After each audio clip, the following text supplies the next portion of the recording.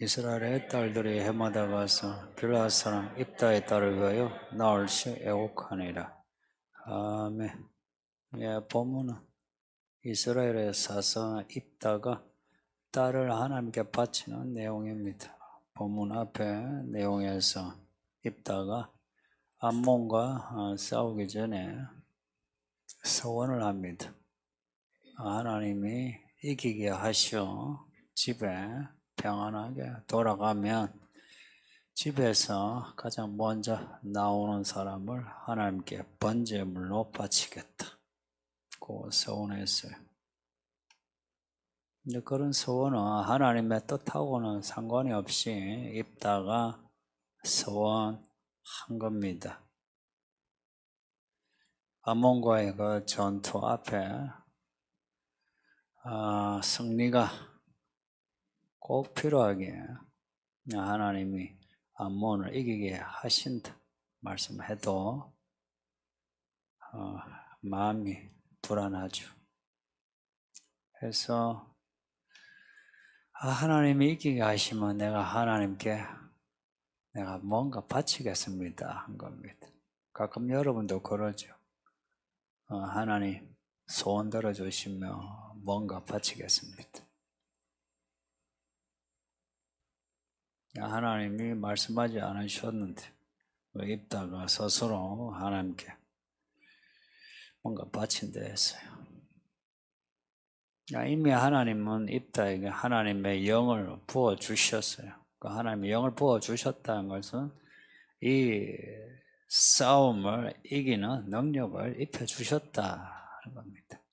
입었는데 그래도 그 앞에 군대와 적군과 싸우려니 좀 마음이 거시기 하죠. 이런 거 보면 이 사사 입다가 그 믿음이 완전하지는 않다는 겁니다. 사사 중에 가장 유명한 사사 삼손 이야기도 그렇죠. 사사들만이 아니라 선지자들도 성경에 나오는 믿음의 사람들 사실 대부분이 문제점들이 있습니다. 그럼에도 그들의 인생 이야기를 통해 온전해져 갔다 하는 그런 점이 있는데 완벽한 믿음의 사람은 없다는 거 그거 생각하세요. 이제 전투가 시작되었는데 희한하게 이긴 겁니다. 희한하게 하나님이 이기게 하셨다.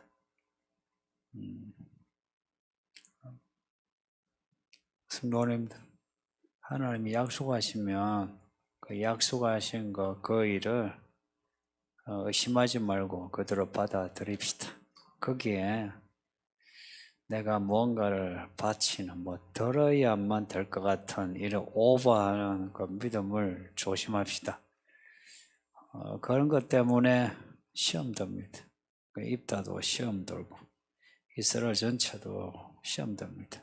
우리 입이 방정이라 그러죠. 입이 방정이. 불신앙의 말도 문제인데 하나님이 말씀하지 않은 걸 넘어서서 과하게 하는 것도 방정입니다. 교회 너무 오버하지 않으셔도 됩니다. 하나님의 말씀하신 데서 그치면 돼요. 그러려면은 말씀에 분별력이 있어야 그렇게 되죠. 입다가 말씀의 분별력이 좀 떨어졌다 그 이야기입니다. 입다가 이기고 이제 돌아오니까 집에서 제일 먼저 나온 사람이 입다의 딸인 거예요. 딸도 그냥 딸이 아니고 무남 동료. 여러분 중에 무남 동료 있습니까? 다 딸들이 원하는 게 무남동녀죠. 그러니까 입다가 얼마나 사랑하며 키웠겠어요. 또 딸은 또 얼마나 아버지 사랑을 받으면서 컸겠어요. 또 이스라엘은요, 아들이 없으면 딸을 통해서 또 가문을 이어갈 수 있어요. 딸을 통해서. 그래서 입다에게는 딸이 또 더 중요해요. 근데 그 딸이 아버지가 전투에서 이기고 온다고 좋아라고 북을 치면서 춤을 추고 나오는 거야. 아이러니하죠. 딸은 저기서 춤추고 북을 치고 좋아라고 오는데 아버지가 그 장면을 보고 주저앉아 통곡을 하는 겁니다. 내 딸이 내가 저 딸로 내가 마음이 비참하다 하면서 통곡합니다. 이제 문제는 입다가 말한 거 번제물로 바치겠다는 그 뜻이 뭐냐 하는 거예요. 그 앞에 31절에 내가 그를 번제물로 드리겠나이다. 그 31절 뒤에 보면 내 집 문에서 나와서 나를 영접하는 그는 여호와께 돌릴 것이라. 내가 그를 번제물로 드리겠나이다. 그래요. 이 번제물이라고 번역된 단어는 올리다는 단어입니다. 올리다. 이게 희한하게 우리 한글하고 히브리어하고 발음이 비슷해요. 올라. 이게 번제물 뜻이에요. 번제물. 번제물이 올라. 사실 올린다는 뜻이 하나님께 태우면 연기가 올라가지고 그죠? 번제는 태울 번제. 연기가 올라간 데에서 그게 이제 우리말 발음하고 같아요. 올라가다. 올라. 그를 올라. 번제물로 바치겠다. 이제 번제물로 번역했는데 이스라엘에 사람을 제물로 바치는 거 이거 가정하게 여기거든요. 지금 전쟁에서 지금 싸운 암몬이 혹은 모압도 인신제사하는 금오서 종교예요. 그런 종교를 좀 혐오해요. 근데 이 입다가 딸을 번제물로 바쳤다. 이 말이 되느냐 하는 거예요. 그러면은 뭐로 해석하느냐? 우리가 올리다 할 때는 이제 또 다른 단어인데 그제 하나님께 들다. 또 우리가 우리말로도 뭐 내 인생을 하나님께 바친다 이러죠. 그러니까 딸을 하나님의 여종으로 바친다. 그런 뜻으로 해석하는 거예요. 그러면 여자가 하나님의 여종으로 바칠 일이 뭐가 있노 하면은 딱 하나밖에 없어요. 성막에 수종되는 여인. 그 성막의 여인이라고 해요. 그 못된 제사장이 성막의 여인을 건드려 가지고 벌받은 이야기도 있고 그래요. 그 성막의 여인이 결혼을 하지 않는데요. 평생 혼자. 그래서 성막의 여인으로 자기 딸을 바친다고 말한 것을 우리 한글 번역에는 번제물로 바친다. 마치 사람을 제물로 바치는 것처럼 이렇게 번역했다라고 하는 겁니다. 이 말이 또 일리가 있는 게 뒤에 그 37절 보면 입다의 그 딸이 아버지에게 하는 말이 이래요. 아버지가 말씀한 거 아버지 다 지키세요. 그럼 나 번제물로 내가 바쳐지겠습니다. 이제 이런 말 하는 거죠.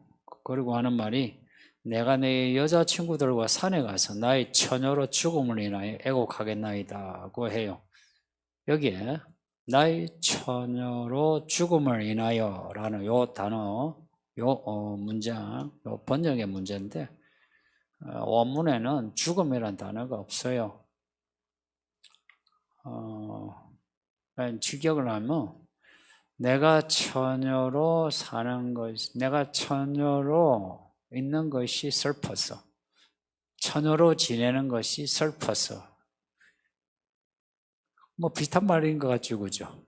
근데 내가 처녀로 죽음을 인하여 한 것, 내가 결혼도 안 하고 번제물로 지금 죽는다는 의미가 강한데 반해 죽음이라는 단어 빼면 천주교 수녀처럼 아니면 절의 비구니처럼 결혼하지 않고 내가 성막에서 내가 평생을 지내는 것으로 인하여 내가 슬프다. 이제 이런 말이에요. 그러니까 원문에는 좀 피곤하시죠? 예. 이 저녁에는 저도 피곤하긴 해요. 그러니까 주일 아침에 하고 약간 컨디션이 달라요. 새벽에서부터 이제 계속 이제 오다 보니까. 그렇다고 졸면서 설교할 수는 없고, 여러분은 이제 졸면서 이제 듣는 거죠.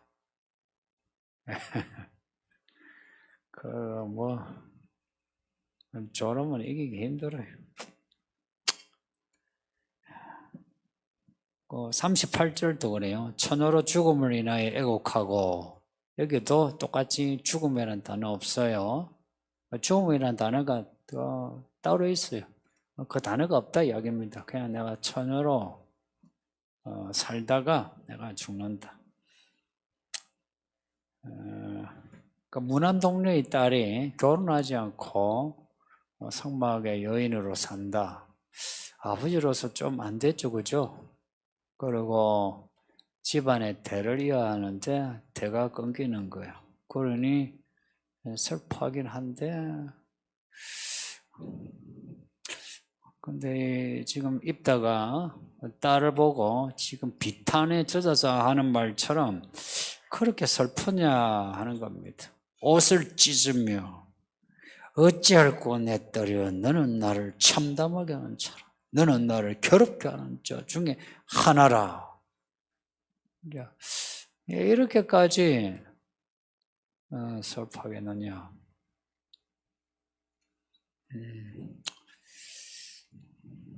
좀 그렇죠. 만약 이렇게 해석하지 않고 번제물을 진짜 번제물로 이렇게 또 해석하면 아까 말씀드린 대로 아니 이스라엘 사람도 그럼 암몬 사람도 똑같이 인신제사를 드렸느냐? 에이 그럴 수는 없다 하는 거. 그리고 또 입다가 히브리서 11장에 믿음의 사람으로 나와요. 그런 대단한 사람이 딸을 번제물로 바치는 그런 일을 하겠느냐 하는 겁니다. 이제 그렇게 보면 일리는 있어요. 이 번제물을 단지 하나님께 하나님의 일을 하는 여정으로 바치는 그런 거죠. 이제 그럼에도 이제 입다가 딸을 진짜로 번제물로 바쳤다라고 하는 이제 논리는 이래요. 오늘 본문은 제가 미리 말씀드리지만 이쪽 저쪽 있는데 어느 한쪽이 절대적으로 옳다 할 수 없는 거 여러분에게 두 개를 소개하는 거예요. 그래서 혹시 다른 누가 저는 이제 후자예요. 진짜로 번제물로 바쳤다고 보는 쪽이에요. 이게 소수설이에요. 소수설 따지면 다수는 앞에예요. 그러면은 성경의 어떤 윤리성 이런 게 좀 보호돼요. 근데 진짜로 바쳤다. 와, 그런 일이 믿는 사람이 어찌 그런 일이 있을 수 있노? 성경의 윤리성이 조금 이렇게 훼손돼요. 그러니까 믿는 사람이 그럴 수 있느냐? 이제 어느 쪽이든 절대 옳다 할 수 없는데 이제 여러분이 들으시고 이제 오늘 본문은 이제 그런 경우예요. 어떤 거는 논란이 있어 제가 이쪽입니다라고 해요. 근데 오늘 본문은 양쪽을 이야기하는 거예요. 이 31절에 그 번제물로 바친다 하는 이 단어 있죠. 이 단어 아까 발음이 쉬워서 말씀드린 거예요. 그 단어가 올라인데 혹은 뭐 알라 뭐 올라 몸에 따라 다른데 이 단어가 제사의 의미를 빼고 하나님께 바친다는 의미로 쓰인 게 거의 없어요. 제가 못 찾았어요. 대부분은 예를 들어서 서울로 올라간다. 아이고 예루살렘으로 올라간다. 또 하늘로 올라간다. 이게 바친다 의미가 아니고 그냥 올라간다는 거예요. 어센딩이에요. 그냥 올라간다는 거예요. 그런 의미만 있어요. 이걸 주의 사람으로 바친다는 의미가 하나도 없어요. 그리고 이 31절도 그렇고 31절 같은 경우에 번제물로 바친다, 번제물로 드리겠나이다 이 단어가 올라란 말이에요. 올라란 말이 두 번 반복이에요. 그 앞에 접속사 빼고 전미어 빼고 딱 그 하면 올라예요. 올리다 기브리어 올라예요. 이렇게 제사의 의미로 쓰일 때에 제사의 의미의 단어가 있을 때에 올라가 하나님께 바치다는 의미가 돼요. 그 단어만 가지고는 안 된다 이야기예요. 이해가 되셨으면 해요. 번제물로 바치다 할 때 그게 번제물로 쓰이는 단어가 두 번 반복이에요. 근데 그 따로만 하나님께 바쳐진다는 의미가 성경에는 거의 없어요. 이렇게 번제물이라는 단어와 함께 올라라는 단어가 쓸 때에 바쳐지다 하는 의미가 있다 이야기입니다. 그리고 또 그를 하나님께 바친다 해요. 그 3인칭 단수예요. 3인칭은 남자 단수예요. 중성도 아니고 그냥 여성도 아니고 3인칭이에요. 3인칭 남자 단수예요. 그를 번제물로 바치겠습니다. 뭐 이런 경우는 뭐 설마 자기 딸이겠느냐 싶어서 3인칭 남자 단수형으로 썼지 않느냐 하는데 이제 앞뒤 이제 문맥에서 볼 때에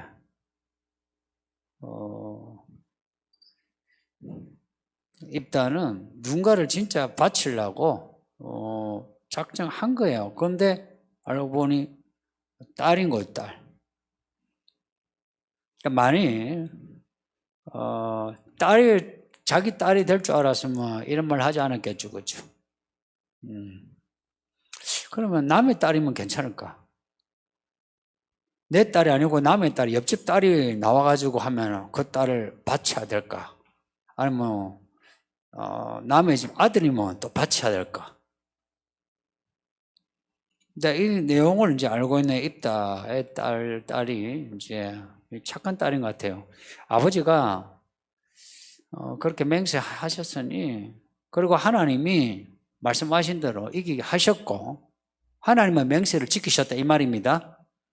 이 내용은 하나님이 아버지에게 맹세한 거 지키셨으니 아버지도 그러면 맹세한 거 지키시라고, 나를 번제물로 바치라고 하면서 2달 동안 시간을 달라고 그럽니다. 2달 동안 뭐 하냐 하니까 내가 처녀로 인하여 슬퍼하는 기간으로 2달 동안 내 여자친구와 함께 산에서 슬퍼하도록. 생각해 보세요. 성막의 여인으로 평생을 사는 걸 2달 동안 친구들과 함께 슬퍼하는 슬퍼하는 거, 이런 일이 좀 이스라엘 사회에 그냥 일상적이냐 하는 것을 생각할 때 문헌이 없어서 사실 알 수 없는데, 근데 성경에 볼 때 성막의 여인으로 섬겨진다고 해서 그렇게 슬퍼했다 내용 없고요. 성막의 여인이 하나님께 바쳐진다. 이 올라라는 단어를 바쳐진다라고 이제 본다면 그와 유사한 그 사람이 있는데 나시린이에요. 나시린은 하나님께 바쳐진 사람이에요. 그러니까 하나님께 구별되다는 뜻입니다. 나시린이 하나님께 구별된, 하나님께 바쳐진. 그럼 나시린으로 내 아들 딸을 나시린으로 바칠 때, 혹은 내가 나를 나시린으로 들을 때에 그렇게 비참한 기분이겠느냐, 슬픈 사람이 있느냐, 그런 적이 없어요, 성경에. 그리고 슬퍼하는데 2달 동안 그렇게 슬퍼한다는 거예요. 여러분이 이런 거, 여러분이 자식을 신학교 목회자 보내는데 2달 동안 그렇게 슬퍼합니까? 그런 거예요. 그러면 이제 딸을, 제 이야기야. 제가 제 아들을 신학교 보낸다. 내가 너를 신학교로 보내는데 너 슬퍼가지고 아빠 2달 동안 나 좀 여행 좀 하고 올게. 그럴 거냐? 내 딸이요. 딸은 이 딸 저 딸. 너 딸을 신학교 가서 전도사해라 하니까 전도사는 그래도 결혼을 할 수 있죠, 그죠? 근데 결혼을 할지 안 할지 몰라도 얘가 신학교 가라 하면 슬퍼가지고 아빠 2달 동안만 하고 늘 그 방에서 울고 불고 밥 먹으면서 울고 불고 그럴 거냐? 그런 거예요. 그 당시에 이스라엘 사람에게 제사장 나실이 성막은 이거는 특별한 말하자면 특별한 사람이야. 대우받는 사람, 대우받는. 근데 그렇게 슬퍼하겠냐. 그리고 끝절에 40절에 이스라엘 딸들이 해마다 올라와가지고 나흘씩 애국한대요. 보세요. 입다의 딸이 성막에 수종 들고 있는데 이스라엘 딸들이 그때마다 와가지고 사흘씩 울고불고 그래. 그러면 입다의 딸이 뭐라 하겠어요? 그럼 입다의 딸만 있습니까? 거기에 성막 들은 여자가 몇 명이지 사실은 알 수는 없는데 10명이 있다 합시다. 그럼 10명의 때마다 그럼 와가지고 울고불고 그러겠는 이야기예요. 사실 이런 해석은 상식적인 해석이에요. 그러겠느냐 하는 겁니다. 그러면은 우리는 이방인이에요, 지금. 그러면 유대인들은, 이스라엘은 이 내용을 어떻게 보느냐? 이 사사계를 가지고 있어요, 이스라엘은. 유대인은 이 내용을 진짜 번제물로 봐요. 진짜 번제물로 보고, 그래서 입다가 이 서원아 이걸 되게 어리석게 봐요. 그래서 미드라시라고, 토라 본문을 해석을 해서 일상에 적용시키는 주석서가 있어요. 주석. 그게 이제 미드라시예요. 미드라시 보면 입다를 뭐라고 표현하냐? 토라를 알고 있었으면은 그렇게 하지 않았을 건데 이래. 토라가 무슨 내용이에요? 인신제사가 없죠. 없는데 입다가 율법을 몰라가지고 그렇게 했다 그래. 그리고 탈무드에서는 입다를 되게 수준 낮은 사사로 봐요. 좀 낮은 사사로. 그러니까 이스라엘은 유대인들은 이걸 실제 번제물로 보고 있다. 이제 그러면 진짜 번제물로 바쳤다면,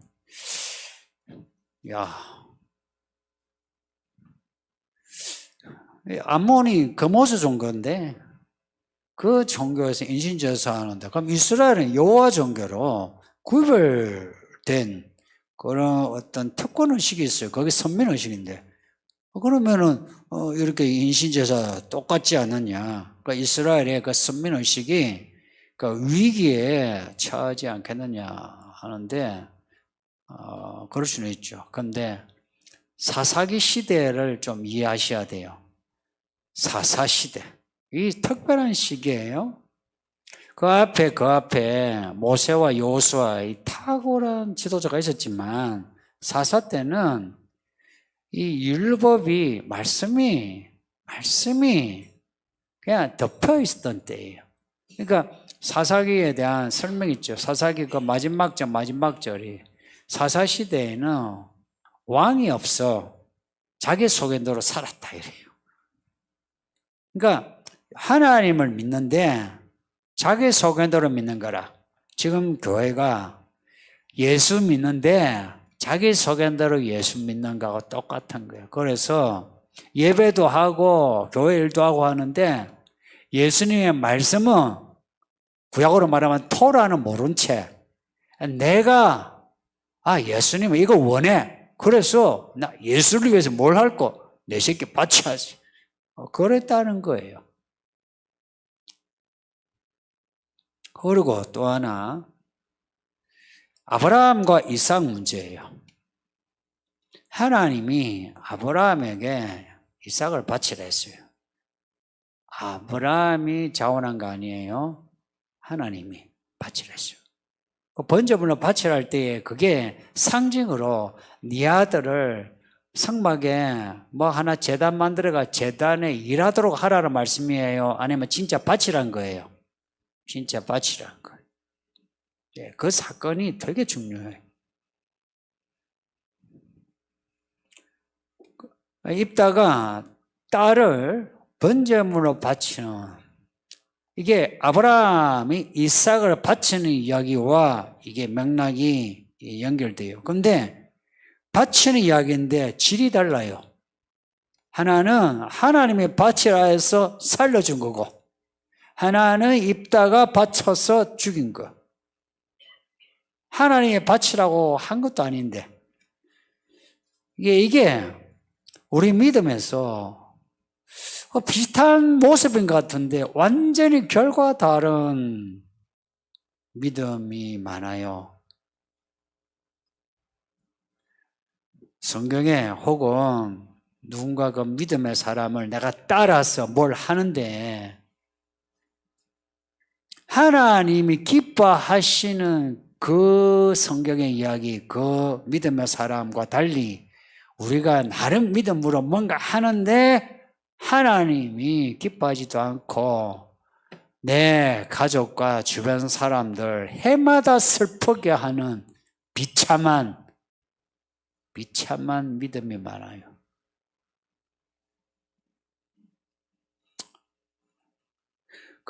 입다가 서원하지 않았으면 괜찮았는데, 이 서원해가지고 이 문제가 이렇게, 그리고 지금 우리도 이 본문을 해석하는데 어려울 정도로 이런 거예요. 이 일이 얼마나 어이없었으면, 아니야, 그 번제물이 아니야, 그냥 성막에 일하는 종으로 바치는 거야 라고 해석을 해야만 아이고 그렇지 라고 안심하는 지경이 된 거예요.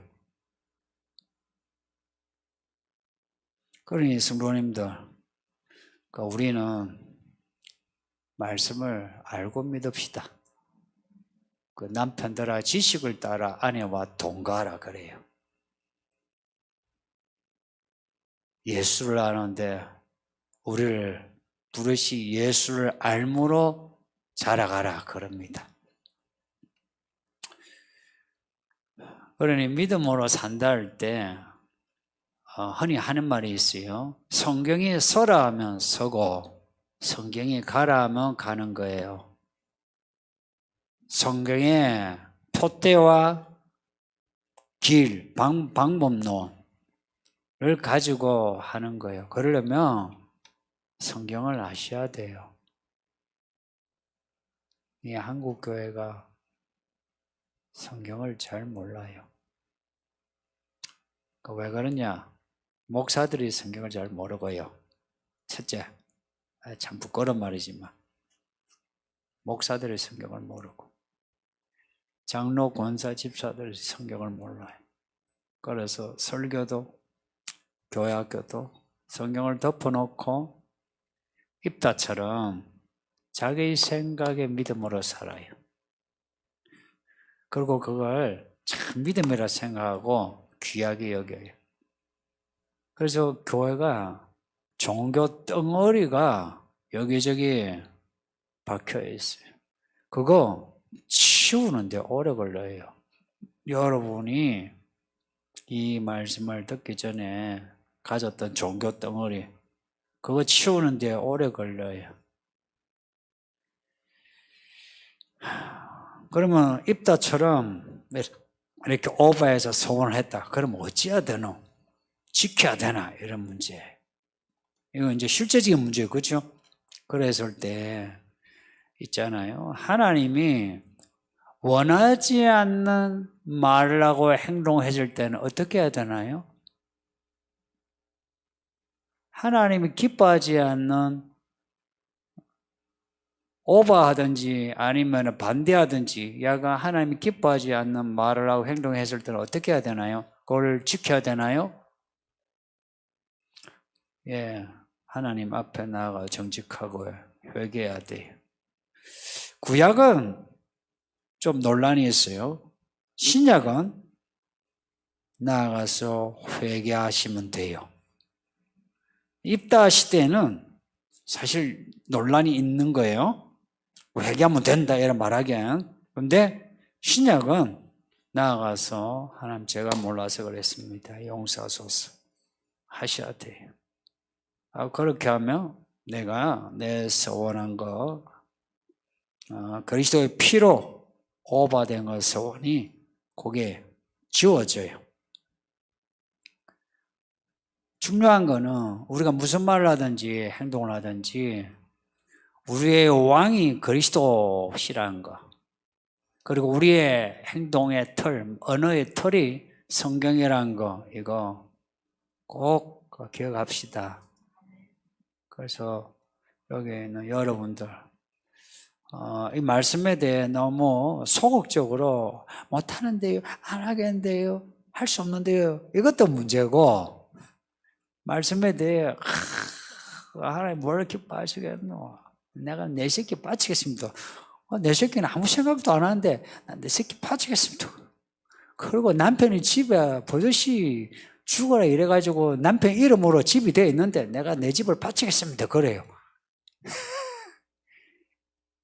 그래서 분란이 일어나는 거예요.